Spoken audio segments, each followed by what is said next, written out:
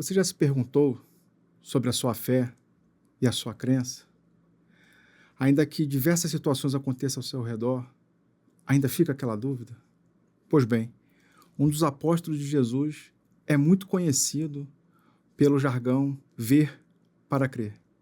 Eu acho que você já sabe de que eu estou falando, mas vamos saber mais sobre todos os bastidores dessa história desse apóstolo chamado Tomé.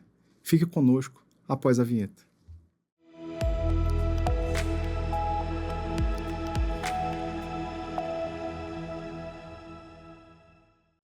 Seja muito bem-vindo, muito bem-vinda ao programa Páginas Espíritas da Comunhão Espírita de Brasília. Estamos aqui fazendo a leitura e trazendo reflexões sobre este livro, chamado Boa Nova, de autoria de Humberto de Campos, e foi recebido pelo médium Francisco Cândido Xavier. Se ainda não nos segue, fica o convite para nos seguir, ativar os sininhos para receber notificações do programa Páginas Espíritas, mas também de outros programas que são transmitidos aqui pela TV Comunhão de forma semanalmente. Na semana passada, terminamos o capítulo 15, falando sobre todos os bastidores envolvendo Joana de Cusa, o encontro dela com Jesus e a sua transformação moral. Nessa perseverança de aplicar os ensinamentos de Jesus até o momento, até o fim da vida dela, ela foi fiel a Jesus. Agora, vamos entrar no capítulo 16, que vai estar abordando todo o contexto histórico envolvendo Tomé. E assim, Humberto de Campos nomeia o capítulo 16, chamado O Testemunho de Tomé. Conta a narrativa de Marcos que, voltando Jesus de uma de suas excursões, se encaminhou para o território de Dalmanuta, onde vários fariseus se puseram a discutir com ele, para experimentá-lo. Então, a gente tem diversas situações no Novo Testamento onde Jesus é sempre confrontado pelos fariseus, o questionavam, né? Nós tivemos a lição a Nicodemos, né? Nicodemos também questiona Jesus, mas com a intenção de entender melhor, né? Entender como conquistar, como chegar nesse reino dos céus que Jesus tanto prometia. Mas outros fariseus testavam de uma forma mais sarcástica, cheio de duplo sentido. Quando perguntam para Jesus se deveriam atirar ou não a pedra, né, na mulher adúltera, se era lícito ou não pagar imposto aos romanos.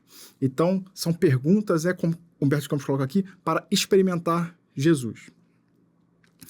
Entremostrando a dor que lhe causava a incompreensão ambiente, ou seja, Jesus percebia essa maledicência nas palavras, e isso o entristecia, mas ele permanecia firme. O mestre exclamou com a sua energia serena: por que pede esta geração um sinal do céu? Era frequente buscarem o Messias com a preocupação exclusiva do maravilhoso. Então, procuravam Jesus para receber algo maravilhoso. Alguns exigiam os milagres mais extravagantes no ar, no firmamento e nas águas. Jesus não afirmava ser o Filho de Deus? No exercício do seu ministério, não expulsara os espíritos malignos, não curara os paralíticos e os leprosos? Os fariseus, principalmente, eram os que desejavam crer nos ensinamentos novos, mas dentro das normas do velho egoísmo humano. Reclamavam prévias compensações do sobrenatural ao apoio do dia seguinte. Então, eles queriam um sinal, mas sobre as suas exigências, né? Nós tínhamos, né, naquela época, né, chamada aqui os fariseus, nós tínhamos os saduceus. Os saduceus, eles seguiam estritamente o que a Torá dizia, né? O que estava escrito no livro é o que seguia. Os fariseus faziam as interpretações do livro, né? Então, foram aqueles que se aproximavam mais de Jesus. Alguns queriam realmente entender, né, como falei do Nicodemos, mas outros queriam testar. E outros aqui que o Humberto de Campos coloca no início do capítulo, que eles ficavam pedindo compensações, né? Assim, olha, se você é realmente o Filho de Deus, então faz isso para mim, faz isso aquilo acolá. E assim, Jesus já estava dando diversos sinais, mas eles queriam algo para si. Humberto de Campos continua. De todos os discípulos, era Tomé o que mais se preocupava com a dilatação, que lhe parecia necessária, da zona de influenciação do Senhor junto dos homens considerados mais importantes e mais ricos. Não raro, insistia com Jesus para que atendesse às exigências dos fariseus, bem aquinhoados de autoridade e de riqueza. Então, Tomé, ele tinha todos os discípulos, né? É o que estava mais preocupado em atingir esse grupo de fariseus, né? De fazer com que os fariseus entendessem que Jesus era de fato o Messias. Naquele dia de breve repouso em Dalmanuta, o mestre descansava na choupana de um velho pescador por nome de Zacarias, quando o discípulo surgiu inesperadamente, reclamando-lhe atenção nestes termos: Senhor, numerosos homens de importância estão na localidade e desejam um sinal de vossa missão divina. Reparando que Jesus guardava silêncio, Tomé continuou a falar, desejoso de acender entusiasmo em torno do seu alvitre. E é interessante assim, que nada do que Jesus fez, se comportou ou deixou de fazer foi algo aleatório, né? E esse comportamento aqui de Moisés, se Moisés estava ali eufórico, né, empolgado, assim, olha, tem homens de grande importância que aguardam ouvi-lo, né? Tomé, ele organizou uma reunião para que Jesus falasse. E a primeira resposta de Jesus é o silêncio, né? Jesus guardou o silêncio. E aí aqui o Humberto Campos coloca que ele continuou a falar, ele não parou de falar, ele está ali empolgado, sem perceber que a resposta de Jesus era o silêncio. E às vezes, a resposta que a gente recebe de Deus, de Jesus, é o silêncio. Então, às vezes, é o não por agora. Respire um pouco, pensa melhor no que você está raciocinando. Se a resposta não está vindo como a gente gostaria, então as perguntas que estamos fazendo ela não seria o ideal. Então, um ponto que me chamou a atenção lendo essa parte foi que Tomé não reparou no silêncio, porque Jesus vai explicar melhor para Tomé o que ele estava querendo fazer, né? Mas se Tomé percebesse ali os pequenos sinais, ele já veria que o silêncio era porque aquela reunião não era tão bem-vinda. Mas vamos continuar. E aí Tomé continuou, né? São altos funcionários de Herodes, em companhia de doutores de Jerusalém, que excursionam por essas paragens. Então, assim, eles estavam passando ali, funcionários de Herodes, doutores de Jerusalém, então, assim, eram pessoas muito importantes naquele contexto, socialmente, né, daquela época. Além disso, estão acompanhados de patrícios romanos. Então, assim, não era só entre o povo judeu, né? Tínhamos ali funcionários dos Herodes, doutores da lei, mas também patrícios romanos. Então, também tinham pessoas do Império Romano, né, romanos, né, que eram gentios na época, né, que também estavam naquela excursão. Eles estão interessados em conhecer o lago e as suas aldeias mais influentes. Então, tinha ali o Lago de Tiberíades, né, que também é conhecido como Mar de Cafarnaum, e eles queriam conhecer o lago e as aldeias que estavam ali em torno, né? Então, Jesus já era conhecido, né, das redondezas, então natural de ficarem curiosos, né? Mas vamos curiosos assim, vamos ver o que esse Galileu tem, né, para falar para a gente. E aí Tomé entra no circuito para poder fazer a conexão. Esses viajantes ilustres fizeram-me portador de um convite atencioso e amável, pois vos espero em casa do centurião Cornélio Cimbro. Então é isso, né? Eles foram lá e falaram, queremos conhecer Jesus, Tomé falou, não, eu sou discípulo de Jesus, né? Eu ofereço aqui e a gente vai fazer a conexão. Jesus, entretanto, depois de longo silêncio, ou seja, Tomé falou, a resposta foi em silêncio, Tomé continuou e aí a resposta foi um longo silêncio. Então ficou um tempo maior de silêncio, no qual pareceu examinar detidamente a atitude mental do interlocutor. Perguntou com serenidade, mas em tom algo doloroso. Então, assim, Jesus parou, analisou toda a situação, olhou para Tomé e perguntou, o que deseja de mim? Querem conhecer-vos, mestre, replicou o apóstolo, mais confortado. Não é necessário que vejam a mim, mas que sintam a verdade que trago de nosso Pai, redarguiu Jesus com tranquila firmeza, né? Então, a primeira resposta, assim, para Tomé, né, de que não é mais importante que eles vissem a Jesus. O mais importante é que eles sentissem a verdade que Jesus trazia de nosso Pai, né? Então, se a gente for retomar a reflexão lá da lição Nicodemos, né? Nicodemos estava muito na mente, raciocinando demais e sentindo pouco, né, as verdades do céu. Então, é sentir as verdades, né? Esse é o objetivo de Jesus.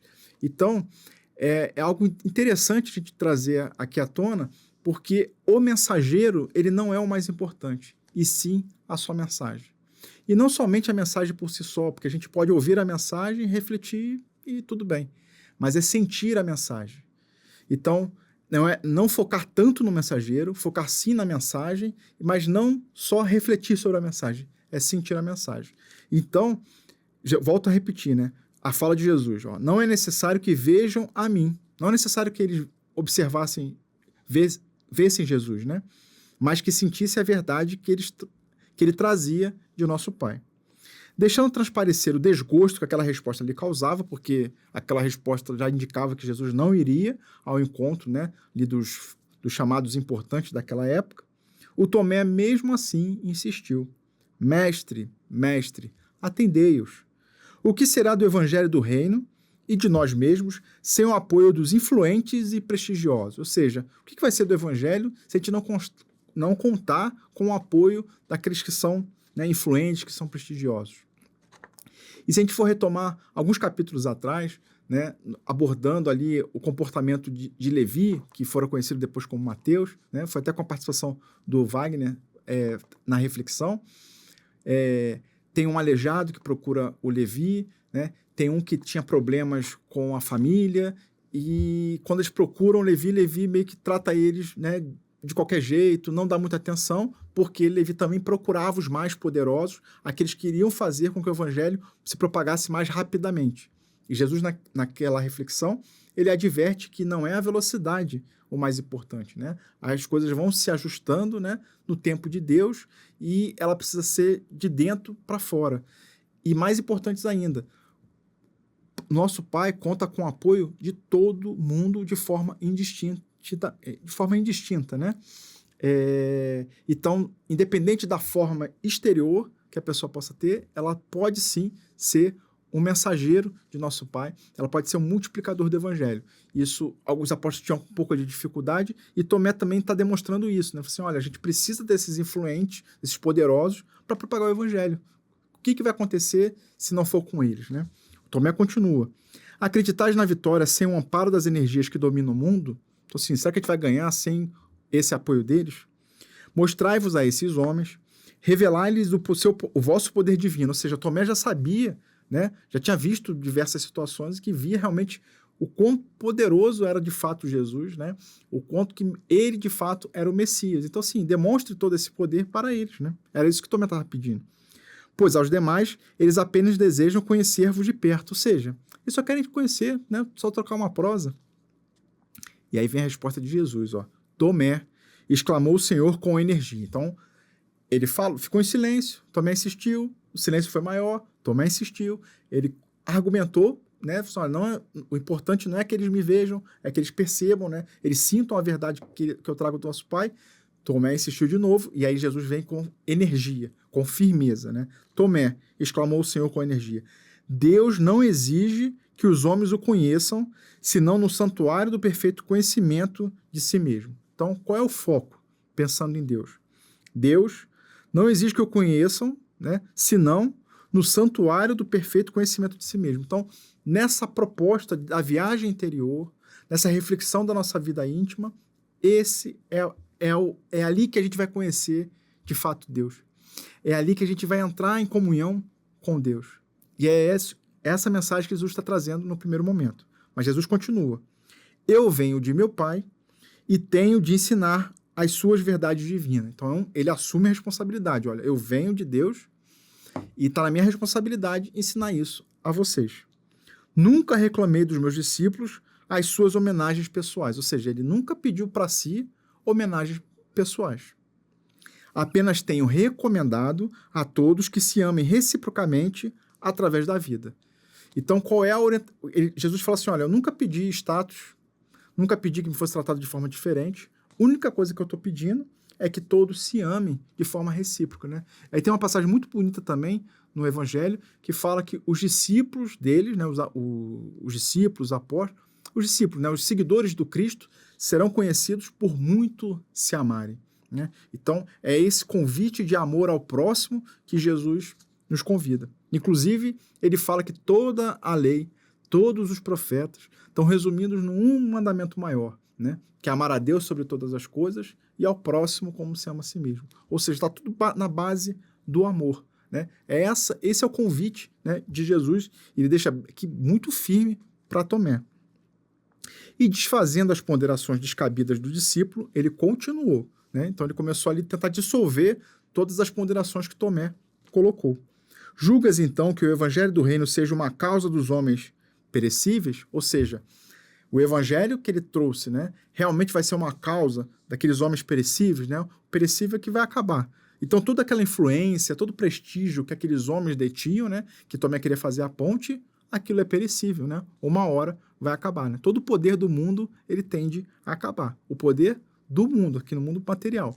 Mas aqui no mundo espiritual, onde Jesus é o nosso governador planetário, onde Deus é o Pai de todas as coisas, né?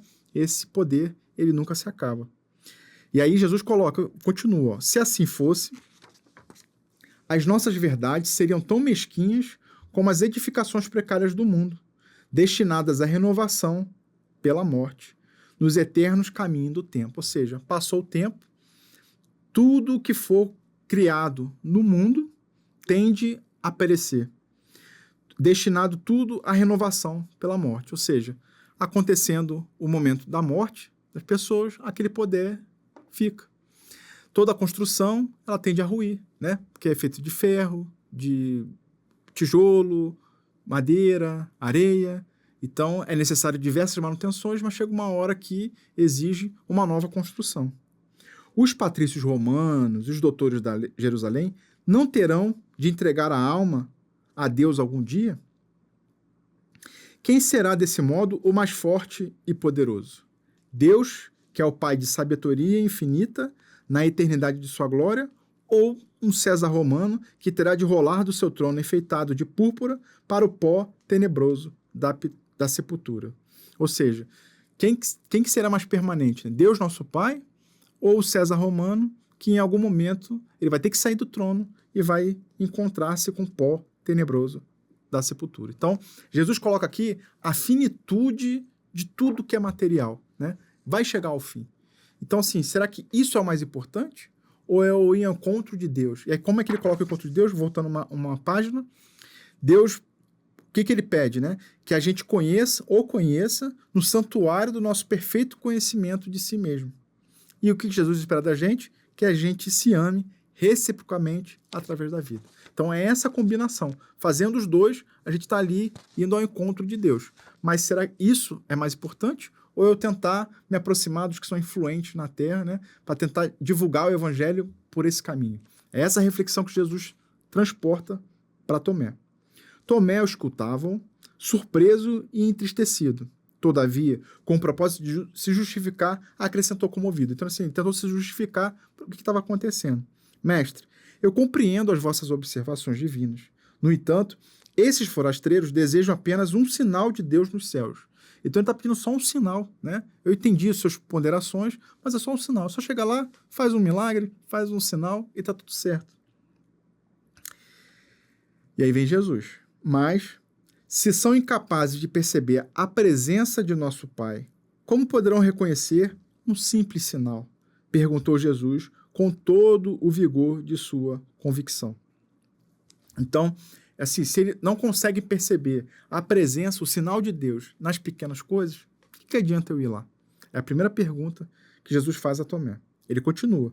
Os pais humanos sabem que sem o seu esforço ou sem a generosa cooperação de alguém que os substitua à frente da família, não seria possível o desenvolvimento de seus filhos no que se refere à assistência material. Ou seja, o pai, a mãe, né, diante do seu filho, tem a consciência de que se eles não interceder pela criança, né, pelo recém-nascido, ou alguém interceder, aquele recém-nascido não consegue muita coisa, né? A gente, de todos os grupos animais, né, a gente é o mais dependente quando está no modo infantil, né? Ali no modo de bebê, né? Ali é o recém-nascido, para os primeiros anos. A gente fica muito dependente. Então, os pais percebem essa dependência. Jesus está fazendo uma reflexão com relação a isso. Contudo, os homens do mundo encontram a casa edificada da natureza, com exatidão de suas leis, e timbram sempre em negar a assistência da providência divina. Ou seja, ainda assim, vamos pensar agora na figura de Deus. Então, Deus nos disponibiliza diversas situações, principalmente a natureza ao nosso redor, e ainda assim, muitos abordam, né, que Deus não existe, questionam realmente se Deus o está ajudando. Então, Jesus começa a colocar assim, então, o pai sempre está preocupado com seu filho, e com Deus não seria diferente. E ele sempre coloca as situações ao nosso redor. Ainda assim, há muita gente que o nega, há muita gente que o nega que tem a sua assistência. Jesus continua, vai, Tomé, e diz-lhes que o evangelho do reino não se destina aos que se encontrem satisfeitos e confortados na terra. Olha só, o evangelho que ele estava trazendo não era direcionado para aqueles que estavam satisfeitos. Você está satisfeito? Você está confortado? Então, o evangelho não vai ser para você. Porque aquele que está ali satisfeito com as coisas do mundo, né, o âmbito material, toda a proposta do evangelho não vai fazer muita diferença. Destina-se justamente aos corações que aspiram a uma vida melhor. É que eles estão buscando uma vida melhor. Foi ali, né, que Jesus encontrou, né, o terreno fértil para multiplicar o evangelho. Né? Ele, em outra passagem, fala que ele não veio para os doutos e os sábios, né? Ele veio para os humildes de coração. Então, Jesus estava sempre ali procurando, assim, olha, tudo isso aqui é passageiro. E vem a doutrina dos espíritos, né, ratificar toda essa mensagem de Jesus e expandir um pouco mais. Assim, de fato, né, a gente está aqui só de passagem. Nós somos seres espirituais numa experiência na Terra. Ante a firmeza das elucidações, o apóstolo não mais insistiu. Ainda, porém, interrogou o hesitante. Mestre, qual será então a nossa senha? Como provar às criaturas que o nosso esforço está com Deus? Então, assim, qual vai ser o sinal? Qual vai ser a característica que vai demonstrar que, de fato, estamos com Deus? Uma só lágrima que console e esclareça um coração atormentado, explicou Jesus, vale mais do que um sinal imenso no céu, destinado tão somente a impressionar os miseráveis sentidos da criatura. Ou seja, uma pessoa que a gente consiga ajudar em uma determinada situação vale muito mais do que um grande sinal do céu, um grande milagre. Esse é o primeiro ponto de Jesus. A nossa senha, Tomé, é a da nossa própria exemplificação, na humildade e no trabalho. Quando quiseres esclarecer o espírito de alguém, nunca lhe mostres que sabes alguma coisa. Ou seja, eu estou ali, né, indo conversar com alguém, não tenta se mostrar superior. Tenta erguer a mão, auxiliar, verificar como é que você pode ajudar, deixar a pessoa falar. Às vezes a gente está muito ansioso, né, no diálogo, a pessoa fala, já está pensando numa réplica, numa tréplica. Deixa a pessoa falar, desabafar. Jesus continua, sofre, porém com as suas dores e colherás resultado. A redenção consiste em amar intensamente. Então, Jesus volta a falar do amor. Né? Então, sim, da gente ter aquele amor para com o próximo. Se te interessas por um amigo, suporta os seus infortúnios e imperfeições. Anda em sua companhia nos dias amargos e dolorosos. Então, se você está se interessando por alguém, preocupado, né, com a pessoa, acompanha ela. Suporta as imperfeições delas, os infortúnios que possa causar. E anda ao lado dela nos seus dias amargos e dolorosos. Aí Jesus volta a falar do sinal, né? O nosso sinal é do amor, que eleva e santifica, porque só ele tem a luz que atravessa os grandes abismos. Vai, e não descreias, porque não triunfaremos no mundo somente pelo que fizermos, mas também pelo que deixarmos de fazer no âmbito das suas falsas grandezas. Então Jesus termina ali o diálogo naquele momento, fala assim, ó, vai, execute, porque a gente vai ser analisado, né? Ele coloca aqui, a gente vai triunfar no mundo não só pelo que a gente faz, mas também das coisas que a gente deixou de fazer. Então, a gente precisa se esforçar o tempo todo a ser útil ao máximo possível, né? A estar no nosso dia a dia, ser um exemplo vivo de fé. E isso, de alguma forma, provavelmente, deve ter abalado a fé de Tomé, né? ali naquela construção da fé dele, porque ele vai ser conhecido depois, né, daquele que não acreditou na ressurreição de Jesus. Mas a questão é que tem mais detalhes nisso aqui. Só que a gente vai dar uma pausa por aqui, terminaremos aqui a primeira parte, e na segunda parte nós iremos abordar outras situações que aconteceram nos bastidores, que ratificam aquela situação, aquela imagem que nós temos de que Tomé precisou tocar nas chagas de Jesus para acreditar que ele estava vivo, né? Apenas o corpo tinha morrido, né? O espírito de Jesus estava mais vivo do que nunca.